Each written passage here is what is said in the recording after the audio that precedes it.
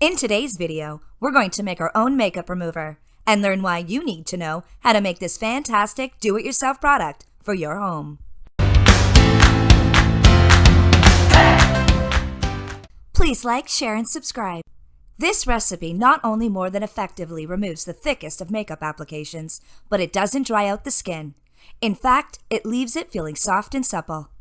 And best of all, the ingredients are natural and don't contain added toxins. And of course, making your own can be easier on the pocketbook.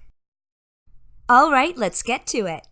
We need one 4-ounce amber plastic PET squeezable bottle, 2 ounces of water, 2 ounces of grapeseed oil.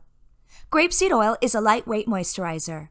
It helps balance oil production and is a natural astringent. It also promotes collagen restoration and skin cell repair. Combine water and grapeseed oil in a 4-ounce amber plastic PET squeezable bottle. Shake well and apply.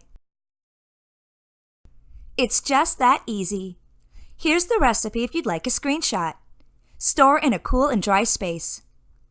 Thanks for watching. And remember, subscribe, comment, and ring that bell for more wellness content at The Essential Journey, restoring the mind, body, and home with the power of nature.